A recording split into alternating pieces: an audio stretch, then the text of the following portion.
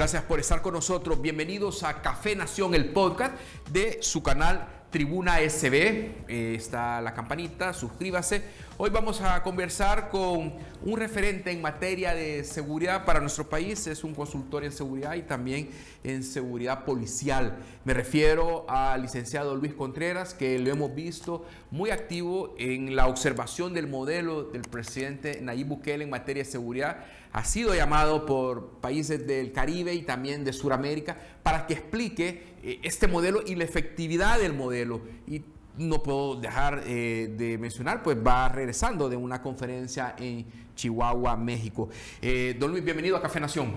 Un gusto, buenas noches, qué gusto verte otra vez. Le dimos rato no platicar. Un par de días. Y analizar, sí. Bienvenido a nuestro programa y quisiéramos conocer un poco y preguntarle directamente quién es Luis Contreras y cuáles son esos conocimientos en materia de seguridad y consultor en materia también policial que usted ha acumulado, que le ha dado mérito para entender este modelo de seguridad del presidente Nayib Bukele, que ha cumplido 3 años en régimen de excepción. Sí, quizás que como grosso modo nunca busqué tal vez inicialmente meterme a esta temática de seguridad, fue de forma accidental, en el sentido que, bueno, tengo formación en artes marciales, soy maestro de artes marciales, y así es como en el 2005 entré como docente en la Academia de Seguridad Pública, que es la Academia de Policía de El Salvador, impartiendo la materia de defensa personal policial, allá por 2005. Estando ahí, nuestra academia, bueno, y creo que ha cambiado en cierto aspecto mitad civiles y mitad policías, dependiendo de las materias que se desarrollan. Y estando como docente, instructor en esa institución pública, que es una autónoma todavía, llega mucha ayuda, apoyo extranjero, tanto en formación, capacitación, tanto a nivel de academia y policía. Y a través de todos esos años, estuve 15 años hasta el 2019, recibimos cursos de adiestramiento de armas de fuego, criminología, prevención social de la violencia, como elaboración de modelos policiales para la seguridad ciudadana. Me explico, es decir, toda esa gama de formación de diferentes diplomados, cursos, a uno lo va nutriendo y le va dando una experticia también porque se implementa dentro de la institución. La institución, por ejemplo, en ese momento desarrollamos programas de prevención de violencia en jóvenes, aparte de la formación interna, que es donde se capacitan los futuros policías. Por eso a veces es bonito, cuando uno anda afuera, muchos policías todavía me identifican. Yo entré quizás como estaba la promoción 84, casi hasta la 100 y fracción, que les di clases, son diferentes secciones, y es bonito encontrarse diferentes niveles, desde agentes, sargentos o inspectores, que uno los va encontrando ya en otro ámbito, y bonito tener ese recuerdo que uno fue parte de esa formación. Y sobre todo que usted es salvadoreño, don Luis, tiene la experticia, tiene el conocimiento y ha tenido la opción de ser invitado por países, por gobiernos locales, a explicar este modelo de seguridad del presidente Nayib Bukele. Y efectivamente, en el 2019 es cuando el presidente Nayib Bukele, 20 días después de llegar a la presidencia, lanza el Plan Control Territorial. Sí, indudablemente fue un plan que yo en ese momento todavía era columnista de algunos periódicos nacionales, columnas de opinión acerca del tema de seguridad, política. Y incluso hubo un medio de comunicación cuando comencé a hablar bien de ese modelo, porque me parecía bien el plan de seguridad en sus fases iniciales, hasta me dejaron de publicar. Tú sabes que a nivel político en El Salvador, quizás como todo el mundo obviamente, siempre hay medios de comunicación antagónicos al gobierno de turno. Al final, siento que uno tiene que ser fiel a su criterio, a su análisis, por lo menos de lo que uno conoce técnicamente, y en este aspecto de que anunció la fase de incursión. Bueno, yo estaba todavía en la Academia de Policía cuando a nivel de Fuerza Armada, centros penales, Ministerio de Justicia, todavía el presidente actual de El Salvador, el señor Bukele, daba se puede decir un bono adicional para incentivar a la corporación policial. Me explico, es decir, eso fue muy bueno porque en el pasado gobiernos de izquierda no lo habían hecho. Era para levantar la moral. Exacto, el equipamiento, la modernización de los equipos, es decir, fue muy buena la parte, es decir, como de tecnificación y modernización. Ya en el 2020 pasé a trabajar un año con el exministro de Justicia, el primero que el presidente Bukele había designado, el señor Rogelio Rivas. Estuve un año con él y después posteriormente pasé a trabajar con alcaldes. Sé que es a lo que actualmente dedico, tanto alcaldes del país y también como asesorías en otros países que tú mencionabas, por ejemplo, recientemente en la Policía de Chihuahua de México. que quieren emular, tal vez no emular, sino que ver qué es lo que se ha hecho acá para neutralizar la operatividad de las pandillas y ver cómo lo pueden adecuar a su realidad social allá en México, porque son distintas, obviamente hay muchas diferencias, sin embargo no quiere decir que no se puedan controlar, porque es importante que en seguridad, recordemos que en seguridad el crimen siempre puede volver a fluctuar, evolucionar. Cuando alguien dice vamos a eliminar la violencia, eso no se puede hacer, es decir, la violencia se neutraliza. Esa terminología hay que tener muy clara porque puede volver a germinar. El caso de Costa Rica, yo estoy poniendo mucho el ejemplo de Costa Rica. El año pasado estuve en un foro en mayo del año pasado en San José y ver cómo lamentablemente los hermanos costarricenses ha incrementado la delincuencia. Cuando antes la prevención social de ellos era muy efectiva, estaba neutralizado, se puede decir, como las bandas, etcétera. Ahora se ha elevado, a tal grado que han terminado año 2023 con 700 homicidios, 2024 con 900, muy distinto como es nuestro país. Bueno, en el 2023 con un dron fueron a matar a un narcotraficante a un hospital. Exacto, no, es que eso va. Recordemos que hay algo muy interesante, porque fíjate que a nivel internacional hay algo que se conoce como la globalización del crimen. Y es eso, que la globalización sabemos que nos trae mucha inteligencia artificial, mucha tecnología, por eso aparece la ciberseguridad, el cibercrimen. En México también están utilizando eso de drones atacando convoys militares, o de la naval también, de la policía. A eso quiere llegar, de que cuando los gobiernos no hacen algo, digamos, en un tiempo prudencial, para lograr neutralizar ese crecimiento exponencial de los grupos criminales, pasa eso, que es lo que está teniendo México actualmente, Ecuador, por ejemplo, Perú también. Es decir, ahí se ha diseminado mucho la extorsión, el sicariato, y lo que antes pasaba en Perú, por ejemplo, hoy que he estado desde hace 2 años he estado viajando mucho a Perú, tratando ese tema con políticos de allá, en los 70, mira que la diferencia, un sicario te cobraba cantidades enormes de dinero en Perú para matar a una persona, ahora lo hacen por $20. Me explico, es decir, una diversificación donde la dignidad humana ya vale absolutamente nada. Y a eso estábamos nosotros en ese nivel casi en El Salvador. Me llama la atención lo de México porque usted viene aterrizando de Chihuahua. El presidente hizo una referencia a lo que era México con lo que es El Salvador, sí, y los estados, los 32 estados. Hace un par de semanas yo vi que... porque está el ejército, están 10,000 miembros del ejército, están en la frontera, prácticamente resguardando. Y desarticularon una policía municipal que estaba en la frontera, en donde eran más de 100 elementos que eran infiltrados. O sea, sí, eran delincuentes que eran policías, sí, y la desarticularon. Un general, pues, hizo ese operativo. O sea, en México no hay estado de sitio, como dijo Donald Trump, ahí dominan los carteles. Mira, lamentablemente eso no es tan nuevo, es decir, ya viene de muchos años donde la criminalidad ha permeado las instituciones públicas. Eso no es un secreto. Yo creo que fíjate que es interesante que en El Salvador quizás nunca llegamos a un nivel como tal. Por ejemplo, Guatemala, Honduras. Muchos se quejan cuando uno tiene la oportunidad de ir a Guatemala, que la policía la sientes hasta bastante corrupta. Es lamentable que te piden dinero. Los comisarios, los retenes falsos. Exacto, a eso quiero llegar.Nosotros nunca tuvimos tal vez ese nivel de infiltración de criminal, en este caso pandillas. Los filtros fueron muy buenos, la reacción de las autoridades, que no llegamos a esa infiltración. O la de apuración, ¿va? Exacto, y también al final, inclusive antes de que estuviera este gobierno, hubo condenas muy emblemáticas. Por ejemplo, ¿te recuerdas el exalcalde de Quesaltepeque?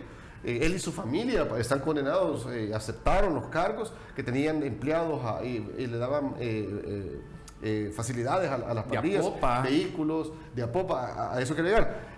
O de Apopa creo que es, no sé si de Apopa, sí, me he confundido, creo.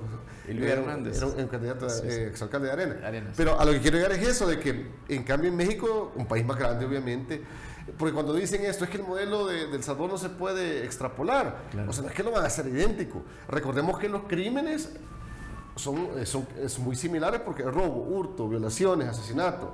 Me explico, la diferencia es la capacidad económica que puede tener un cartel de droga, el adiestramiento que puede tener, el armamento, eso lo hace más robusto. Pero al final lo que queda demostrado es que cuando existe voluntad política, eso se puede neutralizar. Obviamente esa voluntad política no solamente va a ser del presidente de turno, sino que también, como pasó en El Salvador, diputados, alcaldes, se renovó el sistema judicial, adecuación al marco legal. Porque recordemos que la gente solo habla del estado de excepción, que se cumplieron 3 años la semana pasada, sino que al final también ha habido adecuaciones, modificaciones al Código Procesal Penal, al penal, donde niños de 12 años ahora pueden ser condenados a 10 años si se les comprueba que están en pandillas. A los de, no sé si se recuerda, 16 años a 20 años. Por ser cabecilla, más de 40 años. Antes no era así. Es decir, esa dureza en las penas hacía falta acá. Me explico, es decir, ha sido una reestructuración del Estado en El Salvador lo que ha pasado para combatir el crimen. Si te das cuenta, no es solamente el incentivo monetario a la policía o que se fortaleció la Fuerza Armada, sino que ha sido una serie de elementos que ha sido paulatinamente. Obviamente no iba a durar, no se iba a hacer en 1 año, en 2 años. Claro, en febrero se desarrolló acá el Congreso Padres a Hijos de los grandes magnates de Latinoamérica y estaba el señor Garza de Monterrey y directamente le preguntó al presidente, mire, todo lo que usted ha hecho me parece extraordinario. ¿Cómo lo hizo? Todo lo sufrimos, las extorsiones, sí. La muerte de nuestros colaboradores, las restricciones para que nuestros emprendimientos puedan crecer, puedan desarrollarse a nivel nacional. Todo eso lo estamos sufriendo. ¿Por qué no nos ayuda y nos dice cómo lo hizo? Sí. Y obviamente ahí hay una explicación de qué ha pasado y de qué manera pues se pueden resolver las cosas. Claudia Sheinbaum obviamente dijo que no voy a meterse en esa discusión, solo pedía respeto para México y ella respetaba El Salvador. Sí. Punto. Pero el punto es el siguiente.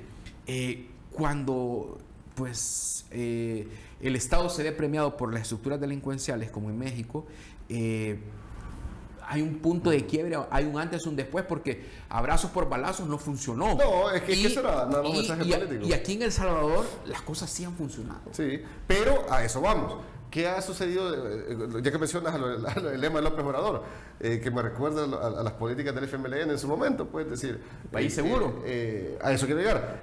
Si te das cuenta, y eso ha pasado no solo en México, en Sudamérica, por ejemplo. Bueno, yo te puedo decir, cuando gana el FMLN, yo sentí un antes y un después. Yo estaba todavía en la Academia de Policía. Y todo se ablandó, cosas que se quitaron, se cambiaron, que no tenían sentido. Y eso afectó a la formación policial en aquel momento. Qué bueno que ahora ya no es así. Ahora es hasta más profesional la policía porque se están graduando de técnicos policiales, están en el sector de ciencias policiales, me explico. O sea, se necesitaba un cambio radical. Pero retomando la parte política, si te das cuenta, los gobiernos de izquierda tienen que ser más permisivos con las leyes. Sudamérica es el ejemplo. Perú ha tenido muchos gobiernos de izquierda que, bueno, y tienen hasta judicializado al expresidente que quiso tomarse el Congreso. Lo que pasa con Chile, Ecuador en su momento también ha tenido ese nivel de afectación. Colombia ahora, con Petro.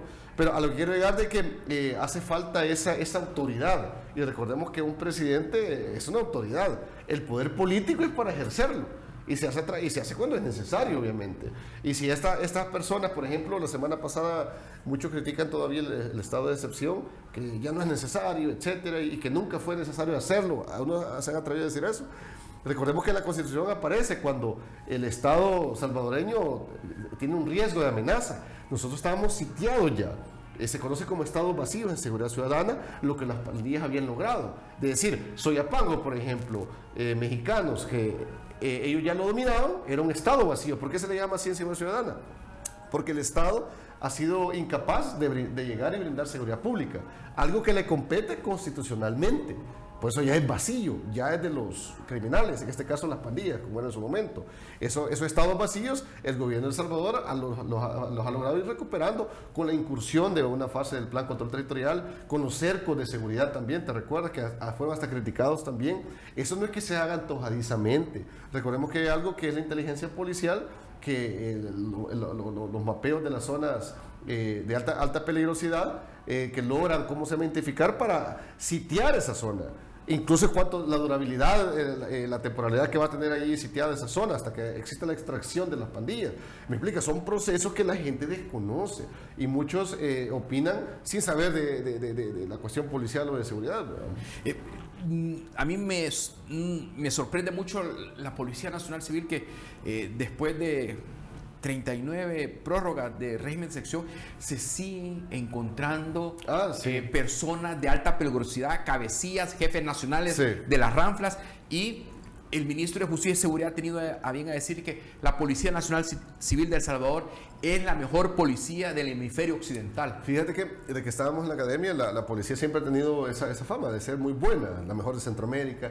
Lo que pasa es que antes las pandillas acaparaban tanta noticia que uno podría pensar la policía es la que no sirve, no funciona, pero no era eso.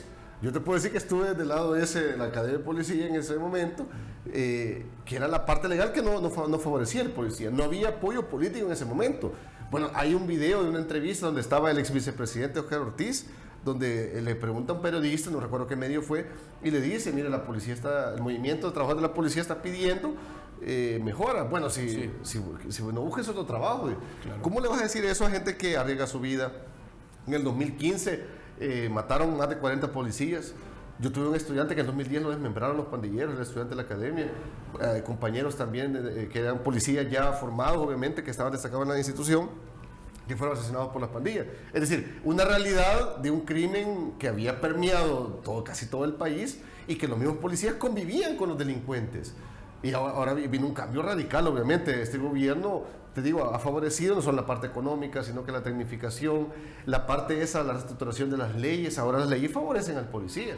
Antes no era así. Me recuerdo cuando venía la gente del FBI a dar las capacitaciones, nos decían eso. Era por el 2012, 2013, me acuerdo. Uno que fue un amigo de nosotros, Carlos Montalvo, ex agente del FBI, decía, que era de origen puertorriqueño, aquí no favorecen las leyes al policía. Nosotros en Estados Unidos, y lo podemos ver obviamente hasta en los videos, cuando vemos que una persona tiene un arma, podemos dispararle y le dejan ir todo el cargador. Aquí no pasaba eso. Aquí a los policías daba miedo enfrentar a las pandillas porque iban detenidos. Claro. Y los querían condenar a la misma fiscalía.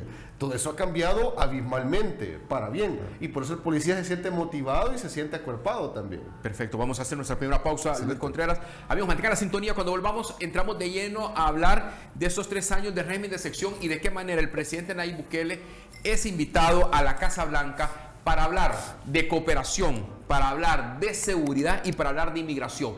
Y El Salvador siendo un aliado estratégico geopolítico de la administración Donald Trump. Nayib Bukele listo para llegar a la Casa Blanca. Volvemos. Gracias por estar con nosotros. Hablo con el experto en materia de seguridad y también de seguridad policial, el señor Luis Contreras. Hablamos del análisis y de la visión del modelo de seguridad del presidente Nayib Bukele. Don Luis, el presidente Nayib Bukele es llamado a la Casa Blanca para firmar convenios en materia de seguridad, de cooperación y también de inmigración. Yo le quiero preguntar, ¿es una casualidad que sea el segundo mandatario de Latinoamérica llamado a la Casa Blanca? No, obviamente no. Recordemos de que quizás para ir un poco atrás, a nivel político, recientemente en su campaña Donald Trump arreció mucho contra el crimen, el Tren de Aragua. Recordemos que es una banda criminal que ha crecido mucho y se está expandiendo abismalmente. A eso quiero llegar. Si un gobierno demócrata hubiera seguido, yo no dudo que el Tren de Aragua se hubiera enquistado más, porque la política de los demócratas siempre es más laxa. Lo que venía mencionando antes del corte, que los que tienen un poco a la izquierda son más permisivos. Y obviamente Donald Trump gana también abocándose a esa inseguridad que se ha generado en Estados Unidos por muchos migrantes, obviamente no todos, que llegan a delinquir, etcétera. Y algo importante, un dato importante a mencionar: en su primer periodo Donald Trump, antes que ganara Biden posteriormente, él le reclamó el Triángulo Norte a Guatemala, Honduras y El Salvador, que qué hacían con el dinero que Estados Unidos brindaba de apoyo para detener la migración forzada. ¿Por qué menciona este dato? Porque eso fue importante, es decir, todo lo que ayudamos, decía Donald Trump en aquel momento, cuando fue la primera vez presidente, y siempre estamos teniendo masivamente migrantes que vienen huyendo de las pandillas en Centroamérica. ¿Qué pasa ahora? ¿El escenario cuál es ahora? Antes inclusive que Donald Trump ganara nuevamente la elección, en El Salvador ya se habían controlado a las pandillas. Ya estaba el SECOT funcionando, ya más de 20,000 detenidos en el SECOT. Me explico. Viene Trump y dice, bueno, el Triángulo Norte, los 3 países que nos mandaban muchos migrantes, bueno, El Salvador logró controlar eso. Es estratégico, es aún más estratégico todavía que en el pasado. Esa política, el hecho de que haya venido la señora, fue la semana pasada, de Seguridad Nacional, el representante, es un mensaje político, un apoyo político, es decir, miren, así como El Salvador ha logrado neutralizar el crimen, así deberían de hacerlo todos los países en Latinoamérica. Es un mensaje político bueno también para el país porque nos pone en una palestra mundial, porque Estados Unidos es una potencia mundial hoy por hoy. Y a eso que anuncian, la semana pasada anunciaron que el presidente va a visitar en abril, en este mes, a Donald Trump, obviamente es para reforzar ese apoyo político a El Salvador. Y fíjate que es muy bueno en el aspecto también porque si tú estás en esa sintonía con el presidente de Estados Unidos, Trump, puedes también ya platicar, por otro lado, acuerdos migratorios, para que no exista una deportación masiva, me explico, es decir, ya estás en una mejor posición para poder negociar otros aspectos que no tienen que ver con seguridad. ¿Por qué menciono esto? Porque cuando Trump asume el poder comenzó peleándose con el presidente de México, queriendo anexar a Canadá, Groenlandia, ¿te recuerdas? Quitando también el canal de Panamá y haciendo video el presidente de Panamá que el canal es nuestro. Es decir, creó una crisis mediática de encontronazos con presidentes, que eso al final no es bueno. Me explico, porque después para negociar otras cosas quedas en mal sintonía. En cambio aquí no sucedió eso. Por eso cuando vino a Centroamérica, que por cierto no visitó Honduras, ¿te recuerdas? Que hay un gobierno de izquierda allá, que está en elecciones, pero me refiero a Marco Rubio. Cuando vino Marco Rubio, la gente comenzó a criticar, diciéndole al presidente Bukele que el gatito del imperio, y un montón de improperios. Es que esa es la izquierda exacto, latinoamericana que está bombardeando. Pero preguntémosle, entonces, ¿qué querían? Que lo insultara, es decir, no tiene lógica. Al contrario, hay muchos migrantes salvadoreños allá que necesitan que haya una armonía entre el gobierno de El Salvador y el gobierno de Estados Unidos. Y lo que hizo el presidente es muy estratégico realmente. Tan estratégico que se tiene lo del SECOT ahora y que hoy va a visitar a Donald Trump para darle seguimiento a ese acuerdo. Sí, pero si tú ves como Kirchner va al SECOT y dice, ok, ya no más inmigración irregular, menos ir a cometer delitos en los Estados Unidos. Si no van a terminar en estas cárceles de El Salvador, siendo tratados como criminales. No los queremos en los Estados Unidos. Y pone referente a El Salvador como un régimen adecuado para ese tipo de criminales.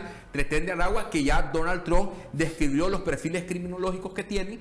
Y también El Salvador, ante Naciones Unidas, dio a conocer los delitos que estas personas habían cometido, desde homicidios, trata de personas, extorsiones, robo. Bueno, hasta se tomaron un edificio. Sí, es que eso voy, porque si no controlas al tren de Aragua en este momento en Estados Unidos, los va a permear así como los carteles de droga en México, me explico, y van a hacer su agosto allá en el país del norte, porque se han expandido rápidamente. Y ellos inclusive no solamente ven el tema de la droga, sino que también están haciendo negocio de los migrantes también. Es una serie de factores que Estados Unidos obviamente su seguridad nacional ya lo identificó y necesita un buen aliado latinoamericano. Y por ejemplo en Venezuela no lo tiene con el gobierno de Maduro. En Colombia a Petro tampoco, que son países vecinos. ¿Y qué otro país podría ser? México estaba sitiado por los narcotraficantes. Bueno, El Salvador, que ha controlado, a pesar que somos pequeños, el fenómeno pandilleril. Es una posición estratégica la que tenemos, y algo que, porque también otra crítica que ha sido, somos el carcelero del mundo, que hay, etcétera, y que comienzan a decir que tenemos no sé cuántos presos, lógico, y cuántos pandilleros son los que han metido hasta la fecha, pues, y que quieren que no hayan presos entonces en las cárceles, me explico. Son críticas a veces sin sustento. Hasta la fecha del régimen de excepción, las autoridades daban un dato casi 87,000. 87,400. Sí, exacto. Y eso se refleja, mira, esos datos los comparas con el día a día, no hace falta ni que te lo digan las autoridades. A veces platicas tengo un amigo que es mecánico, desde que lo conocí hace más de 20 años, él tenía 2 extorsiones. Inclusive yo a veces presenciaba cuando un niño le llegaba a cobrar, hace años. Allá por el 2022, a finales, no tenía ni el año el régimen, ya no viene ninguno de los maneros. Yo estoy feliz, y así un montón de gente. Un amigo que tenía 11 buses, pagaba $1,000 mensual, $11,000. Después que me dicen, yo no soy político, yo no tengo renta, yo feliz, me dice. Me explico, son datos que te lo dice la población, y al final también ves la construcción como se está desarrollando en El Salvador. Sí, mira, al final llegas a una conclusión de que estábamos también muy empobrecidos porque las pandillas no dejaban proliferar los negocios. No, y lo que dijo Bancolombia la semana pasada, que el crecimiento económico del 2024 llegó al 2.6 del PIB, y las proyecciones que hay para el 2025 están hablando de 2.4 del PIB, o sea, un buen trimestre muy dinámico, y hablan que las remesas ya van a alcanzar los $7,000 millones, y un 24% de las remesas viene del sector de la construcción en los Estados Unidos. Sí, es que es cuestión de tiempo para que El Salvador, bueno, si seguimos esta sintonía, vaya diversificándose en diferentes áreas, vaya mejorando. El turismo le está apostando mucho el gobierno, por lo que se ve, gracias al clima de seguridad. Y por eso, retomando lo otro con Estados Unidos, ¿qué pasaba antes? Estados Unidos daba alertas a su población de que no viajaran a El Salvador. ¿Te recuerdas? Por el nivel de peligrosidad. Sí. Y ahora con esto se puede decir que estamos en una mejora para poder solicitar otro tipo de acuerdos, porque recordemos que es importante. Para negociar en política tenemos que tener igualdad de condiciones si vamos a negociar. Pues sí. Ningún país tiene igualdad de condiciones con Estados Unidos. Eso hay que mencionarlo, por lo menos de América Latina. Ya hablamos de otras potencias. Pero los Estados Unidos piden 2 tareas. 1, detener la inmigración irregular y combatir el narcotráfico. Exacto. El narcotráfico alcanzamos ya las 69 toneladas de droga desde el 2019. Incluso la embajada ha felicitado en muchas ocasiones a El Salvador. Ha dotado de equipo y también. parece que después de la visita hicieron una incautación, ¿verdad? O sea, sí. no sé cuántas millas náuticas. Y se puede ver cómo la Fuerza Armada o la Naval, obviamente, en conjunto con la policía. La Fuerza Tridente, ¿no? Exacto, han logrado esa conjunción efectiva con esas detenciones, porque inclusive a Estados Unidos, tú lo decías, le interesa mucho detener el tráfico de droga, y vemos las condenas que ellos ponen también por estar en ese tipo de negocio ilícito. Veamos la condena del expresidente de Honduras. O sea, y su hermano, es decir, y a todos narcotraficantes son condenas y los meten en las prisiones de máxima seguridad. El Chapo Guzmán, por ejemplo. No, y el ministro de Gobernación de Felipe Calderón, condenado en Nueva York. A eso quiero llegar, es decir, por eso al final todo aquel país que trate de emular ese tipo de condenas ejemplares, ¿qué ha pasado acá? Lo que dice el mismo presidente de El Salvador, y los que están en el SECON nunca van a salir. ¿Y por qué? Porque suman condenas de más de 200 años, 100 años, no es que exista la perpetua, sino que son, que eso ya no les va a dar la edad, obviamente, para hay poder salir. que dan testimonios ahí en el SECOT que dice que han matado más de 500 personas, y le preguntan a esos periodistas internacionales que han tenido acceso a ellos, Sí. ¿qué pasaría si no estuvieras preso? Quizás haría lo mismo, ¿Qué estarías sí. haciendo? Igual, matando gente. Sí. O sea, confirman que es necesario que estén resguardados, Sí. que se cambie la alimentación de pollo, carne por arroz y frijoles. Otra cuestión, ya que mencionas eso, porque yo veo a veces muchas personas que dicen que también desconocen la cuestión penitenciaria, donde mencionan, ¿y cuáles son las oportunidades que se les está dando a esta gente para insertarse? Alto, ahí primero. En los centros penitenciarios siempre deben de existir grupos criminológicos que los conforman diferentes especialistas, desde criminólogos, psiquiatras, ¿me explico? ¿Por qué? Porque son los que hacen las evaluaciones de los detenidos. Y muchos de estos grupos criminológicos mencionan que hay personas que ya no son rehabilitables. Muchos de ellos no me extrañaría que son las pandillas. ¿Por qué menciono esto? Porque yo tengo la oportunidad de estar a veces conversando con estos especialistas, y lo que mencionan los psiquiatras. Los asesinos seriales, dicen, ellos ya no son rehabilitables. Ellos han llegado a un nivel de deformidad de la conciencia, como lo explican los psiquiatras, que le llaman el punto de no retorno. Muchos pandilleros, ¿cuántos han matado desde niños? Estas personas están en esa misma sintonía, no son rehabilitables. Los que son rehabilitables son los que están en el penal Esperanza, Claro. los que están en el programa Cero Ocio, Exacto. personas que tienen delitos comunes, bueno, hasta los delitos políticos, pues así como estuvo en su momento César Funes, que ya salió por estar en el programa Yo Cambio, que tenía... No, hizo una gran tarea ahí en la tienda penitenciaria. Pero, Exacto. don Luis Contreras, uno se da cuenta del régimen del SECOT, ahora los protocolos para que ingresaran estos venezolanos del Tren de Aragua, y en verdad uno entiende lo que es una cárcel de alta seguridad. Sí. Uno entiende que tiene que estar la luz encendida 24 horas, que tienen que dormir en esas camas de metal, que tienen un baño para 20, 30 personas que están en esas celdas, que salen 30 minutos a hacer yoga, no sé qué, estiramientos, y que los muestran pues a estas visitas como la Secretaria de Seguridad, para que vean las condiciones que están. No están maltratados, no están lesionados, están en un régimen, o sea, tienen una disciplina controlada. Sí, ya que mencionó la disciplina, ¿qué otra no te llamó la atención? Que antes, cuando enfocaban los centros penales, lo puedes comprobar en YouTube, Ajá. cuando iban a Izalco, ¿qué hacían los pandilleros cuando los enfocaban? Sus ademanes a la ciudad Se pandilla. comunicaban. En el SECON no se ha visto eso. No, nada. Todos solo viendo las cámaras, o sea, los tienen seditas, como decimos en buen salvadoreño. Están bien delgados. Exacto, sí.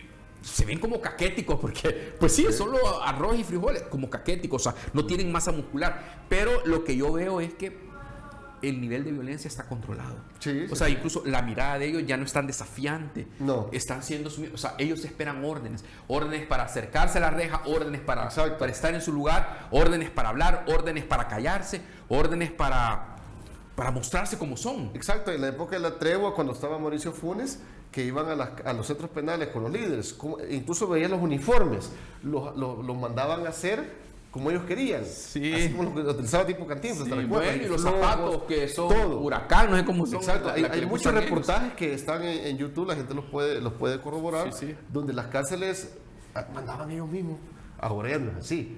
Porque algo curioso, para los televidentes, este dato interesante, a pesar de tantos detenidos que han habido, no hemos tenido amotinamientos.